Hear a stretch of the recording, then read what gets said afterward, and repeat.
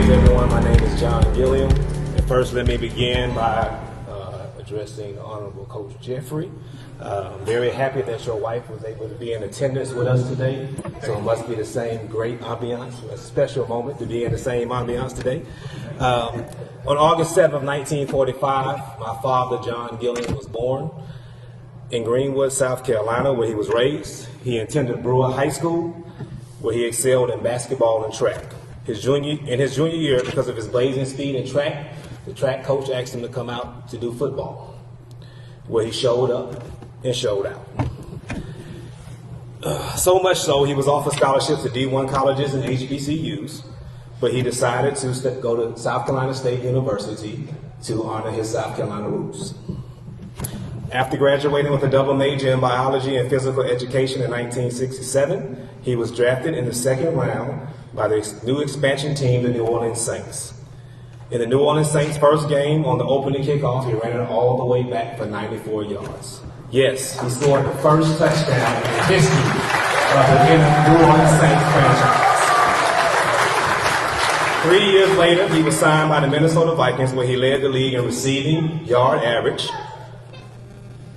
also finishing second in receiving yards and receiving catches. In Minnesota, along with his teammates Fran Tarkenton, Chuck Foreman, Alan Page, Jim Marshall, and the Purple People Eaters defense, he played in Super Bowl VIII and Super Bowl IX. He took the L, but he still needed it.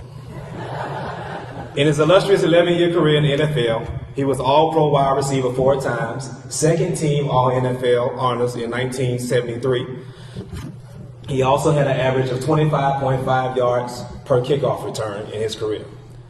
He has previously been inducted into the South Carolina State University Hall of Fame in 1986, the South Carolina Athletic Hall of Fame in 1992, the Greenwood High School Hall of Fame in 2005, and tonight it is my privilege to present my father, my frat brother, and most importantly, my role model, Mr. Smooth, John Gilliam.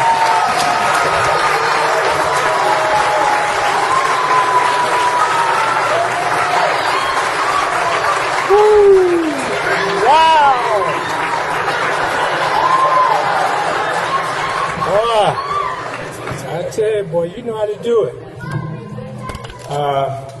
David and the Hall of Fame committee, I want to thank you guys for honoring me tonight. When you called me, that was the greatest call I ever had in my life, and told me I had made the final 5. Thank you again.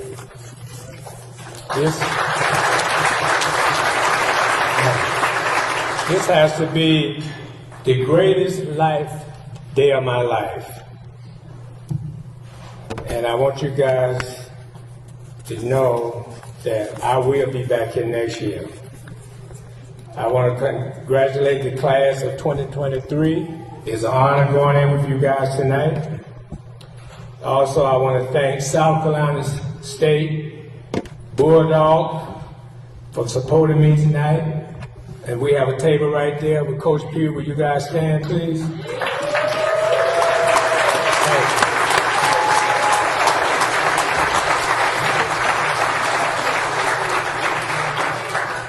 And I have another table right here with my family. Will you please stand?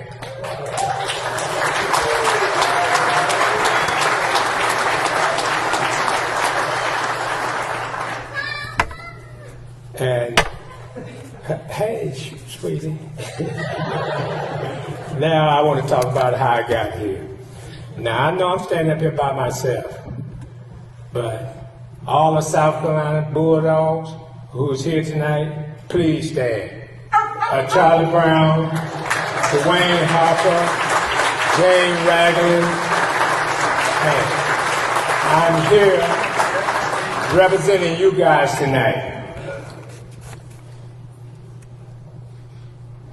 Now, I got to talk about this lady. We met my freshman year in college. At the end of my freshman year, and Coach Jeffrey, I want to know, how did I miss her for a whole freshman year? And, you know, I wasn't at Ohio State where you got 30,000. I was at South Carolina State with 4,000 students. And I missed her. 3,999 more. Yeah. But at the end of the year, the NFL vote for most valuable player. And my wife is my most valuable player.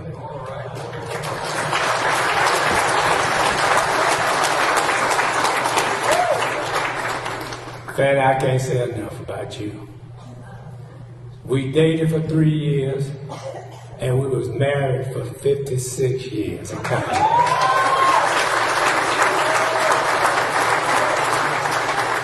doesn't get any better than that. Matter of fact, they don't make them like that no more. Please stand and let them see you.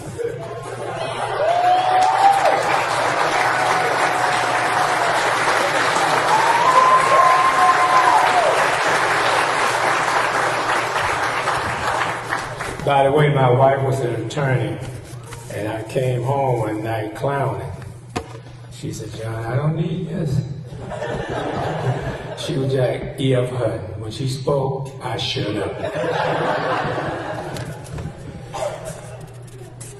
I got to thank my sister, who's been my closest friend all my life.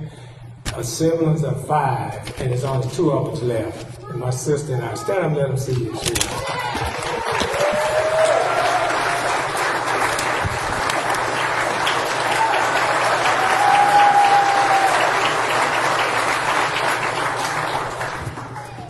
Now I want to thank my coaches. The reason I'm standing here tonight, I had great coaches. And I played for 5 teams. Coach Jeffrey, Bud Grant told me once, I said, Coach, you win every year. How do you do it? He said, you don't go to the Kentucky Derby with a mule.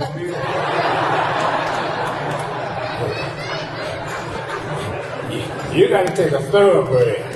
He said, by the time that mule get out the gate, the race is over. And unfortunately, we lost Coach Grant 2 weeks ago? 2 weeks ago. And we'll be going up on May the 23rd to honor the greatest all-time coach in Minnesota history. I think we're going to have maybe 50,000 fans at that dome in 2 weeks.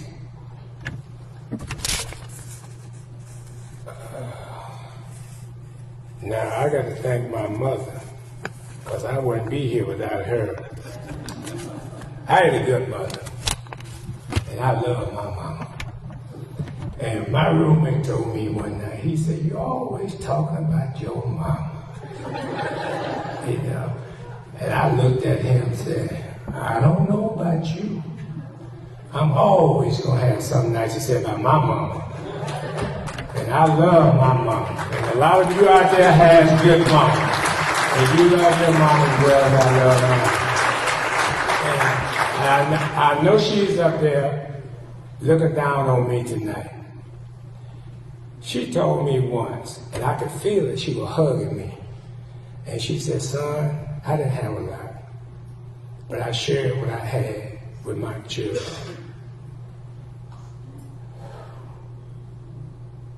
She said, the Lord blessed me through you. And I would take that to my grave. I would never forget that. I was able to buy her a house once I signed my contract. I didn't get the money that George Roger got.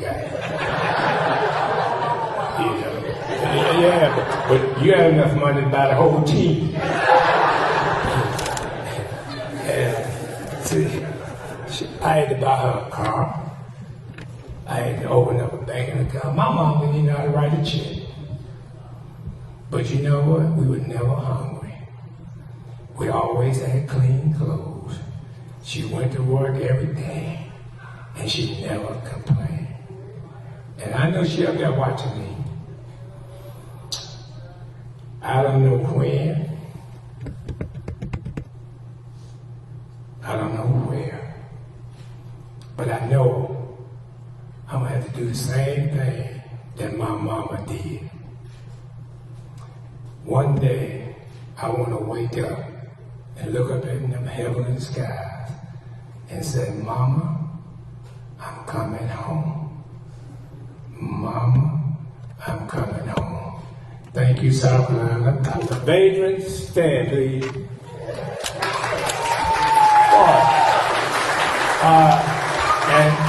And our husband, Romy,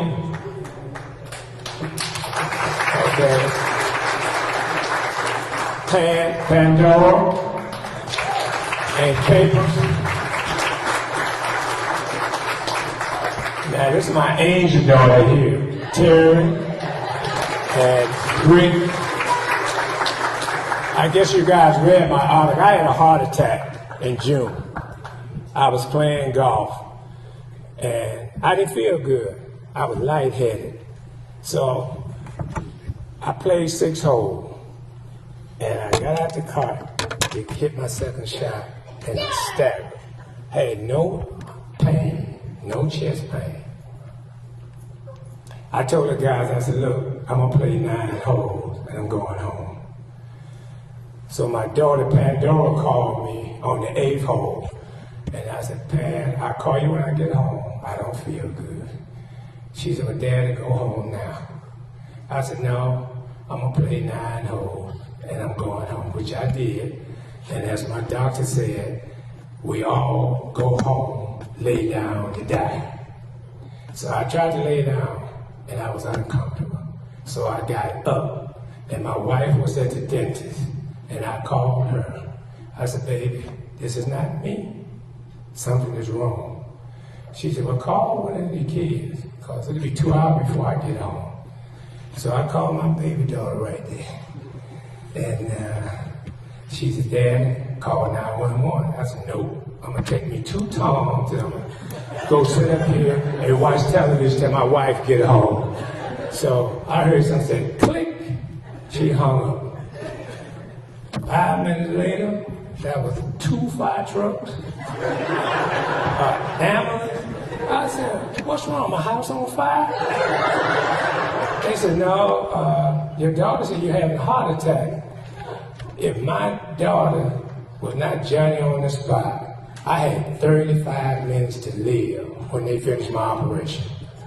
I got 2 stents, 180 blockers, but I feel great now. They went in and cleared up everything. I feel like I'm in high school. And thank you, Terry, you saved my life.